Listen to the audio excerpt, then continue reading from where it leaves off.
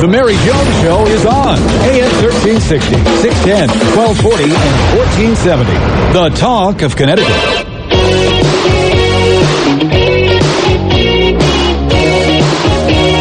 Hey everybody, Jana Peckinpah filling in for a vacationing Mary Jones. Thank you so much for joining me this morning. This afternoon. I'm really glad to be here. Yes, we did strike 12 about 12 minutes ago.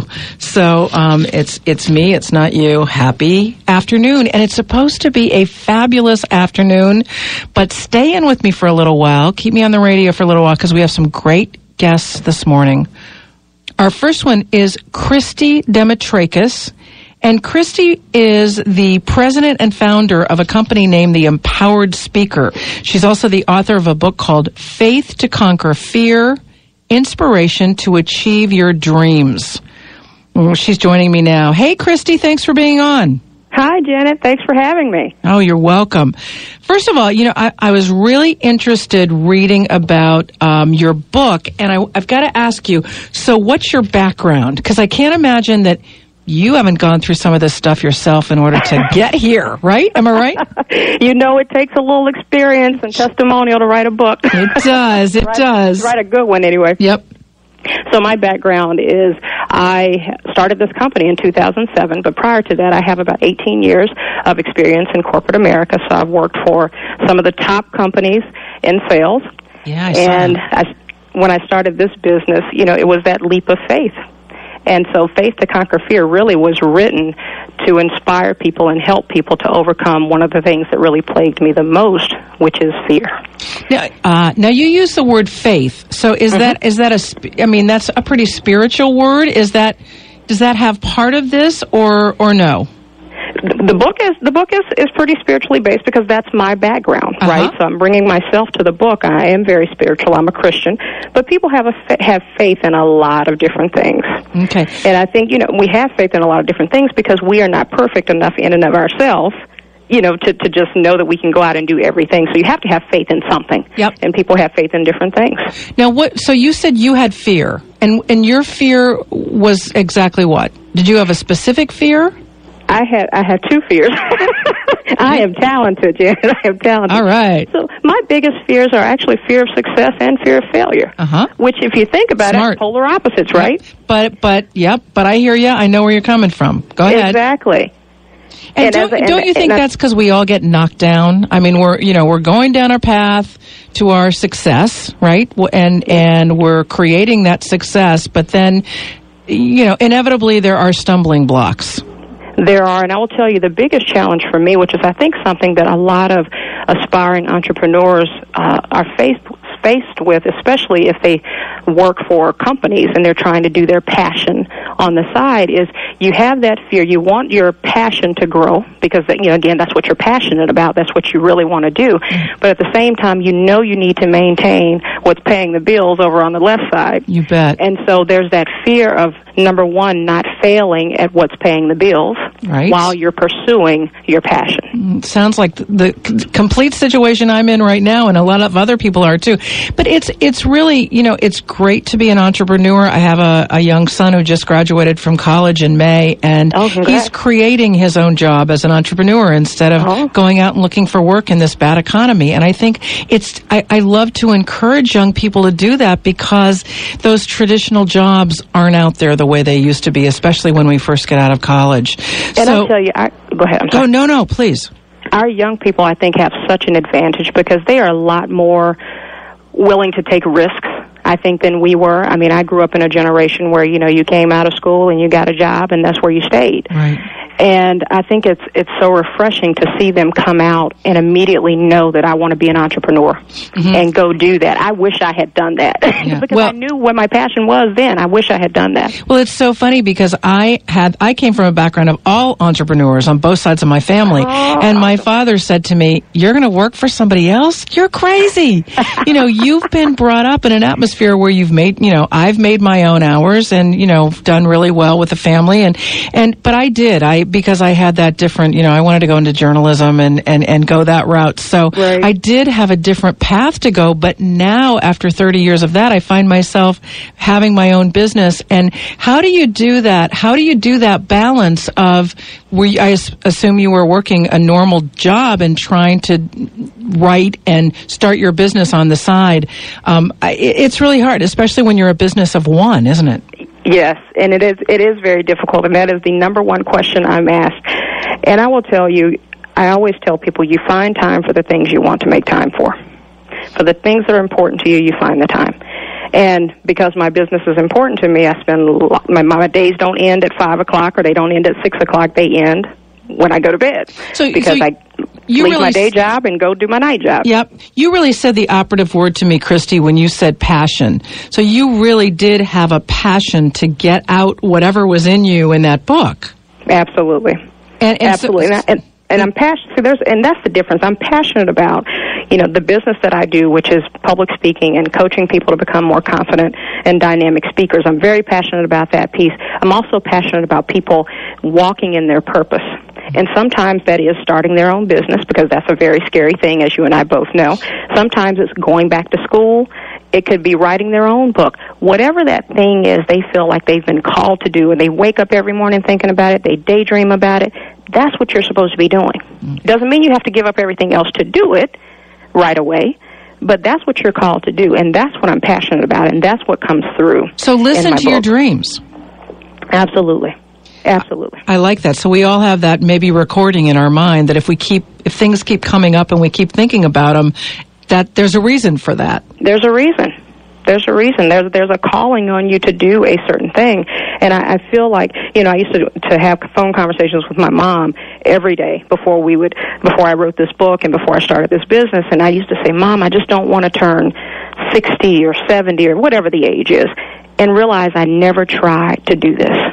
Good for you. You don't want to die with regrets. No. You just don't want to. No, absolutely. Listen, yeah. I know you've probably trained through Empowered Speaker. You've probably trained people in corporate world. I see Procter & Gamble listed on here. Do you find sometimes that CEOs and people in boardrooms are not necessarily the best speakers? Yes. Set you up on that. They can be horrible, absolutely horrible, and we won't name names. No, of course not. I worked with someone in a friendly way once, and who was a CEO of a company, and I would hear him speak, and he was so his figure was so gentlemanly and tall and striking, but he put people to sleep when he spoke. Mm-hmm. And it was really too bad, because his message was wonderful, but I found that he couldn't stop reading what was on the page in front of him, and he just got kind of stage struck by that. Mm-hmm. So, and that's what I tell people. The message is great. One of the things I teach when I teach my speakers training camp, which is one of my signature programs, is stakes as one style. And those are the three things it takes to be considered a truly dynamic speaker. The stake is called the meat of your presentation. It's the facts. And that's what people just expect. If you're standing in front of me, I assume you have that part. Right. Then there's the sizzle, which is all the things that really make your speech interesting, be it stories, jokes, statistics, those types of things that bring it to life. And then there's the style, and the style is all the nonverbals. It's the hands in the pockets, it's whether you can look people in the eye. It's, the sound of your voice, the tone of your voice, whether you talk fast, whether you talk slow. All those things together have to work together to really make you a good presenter and a good speaker. And people always lack one area or the other. I mean, it's very rare to find a person who can put all of that together. Mm-hmm. Mm. So, and the style especially I think is a gift that you have. That's the hardest. I think that's the hardest thing to teach.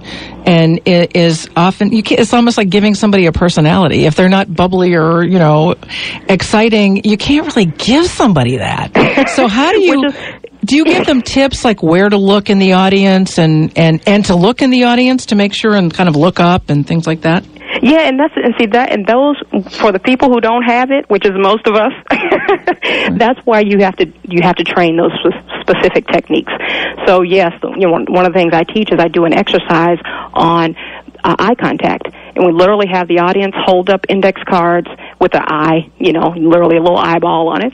And as the person is standing in front of the group, your task to truly make proper eye contact, you need to look at a person for 3 to 5 seconds, which is basically 1 to 2 sentences, depending on how fast you speak. Right. And so as they're giving their little extemporaneous speech, if that person in the audience feels as if they've had proper eye contact made with them, then they put their card down. If not, we leave our cards up.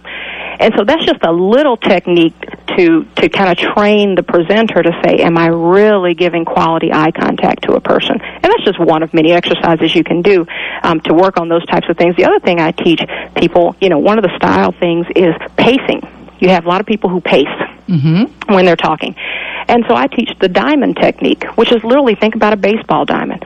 So as you're thinking about your introduction, the body of your presentation, and your conclusion, say your introduction is at home plate. And then if you're making, call it 3 main points for, the body of your presentation, it's first base, it's second base, it's third base, and then when you make your conclusion, you're back at home plate again. So it doesn't have to necessarily look like a diamond, but yes. I found that's one of the biggest pieces of feedback that people give me after the classes. That really helped me, because not only did it keep them from pacing, it also helped them to organize their thoughts, because if they get to third base and they haven't talked about what's on second base, they're in trouble. They know they missed something. Tell me, how important is it to pepper, you say you're sizzled, jokes and stories throughout your presentation? I think it's very important, and here's why, because you never know. Very rarely do you have all the same type of people in your audience. And so certain things appeal to certain people. So people who are more visual, if you tell a story, that really engages them, and it brings your facts to life. If you have people who are very analytical, and I need to see data and I need to see facts, throwing in a few statistics brings it to life. And the joke is always good if you're funny. Yeah, and boy, we've heard speakers who aren't. Lost that on me. I heard one the other day. I'm like, was that supposed to be a joke? I'm thinking to myself, it wasn't funny, but maybe some people laughed. I don't know. Right. But maybe that's the whole point. Do you train, Christy? Do you train only executives, or do you train like everyday people? I'm thinking, or not. When I say everyday people, I mean, do you train teachers and things like that? People who have to do presentations. Everyday people.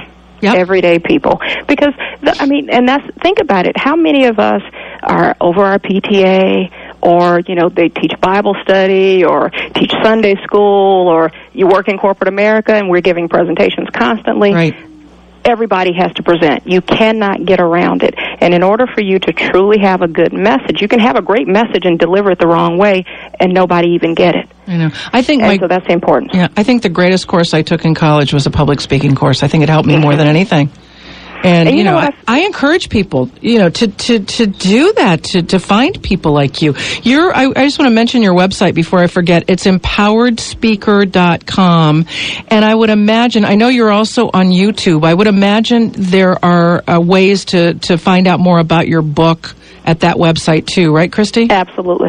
Okay, so absolutely. My book is, they can purchase the book on the website. If they love a signed copy, I'd be happy to do that. And it's also available on Amazon and BarnesandNoble.com. I want to talk a little bit about the book. You talk about junctures in people's lives. Can you tell us a little bit of what a juncture can be in our life? Yeah, and a lot of times, let's just keep the path of entrepreneurship. The juncture could be your decision to go from working a full-time job to making that leap to actually starting a business, walking away from that job. That's one. Having children is a big juncture in people's lives, and it absolutely changes how you've lived your life up until that point. So that can be a juncture. Major life changes, getting divorced, right. Losing a business, for example. Those are major junctures that people face and requires you to take steps to overcome that. Everything is not always good. Everything is not always bad, but it always requires a new course of action. And do you find that nobody really helps you through those junctures either? I think it depends. I think it depends. And one of the things I talk about in my book is surrounding yourself with people who support your vision and who support your dream. And this is important for a couple of reasons. Number one, we all need supporters. We want supporters, whether, we acknowledge it or not. We want that. But the other piece of it is it helps to hold you accountable. Once you say it and you put it in the atmosphere and somebody else knows, that person's going to ask you. Next time I talk to you, Janet, I'll go, so how's such and such going? Right. You might ask me the same thing because I shared with you and I confided in you that this is something I'm really passionate about and this is something I want to do. So it helps to hold you accountable. That's really nice. Plus, isn't it good to have people around you who are positive to you about what you're doing instead of saying, you can't do this, you can't do this? Exactly. And so, you know what, and here's the thing. It only takes one person. You can have a room of 12 people going, oh, that's a great idea. But all you hear is that one person who says, it's all right. Yeah, and that voice sometimes is louder in your brain, isn't it? It is, which is why this is where the faith comes in. This is where the faith comes in because, again, in our flesh, we do latch on to that negative thing, but we need that something that tells us, that helps to push us to say, you know what, I really can't do this.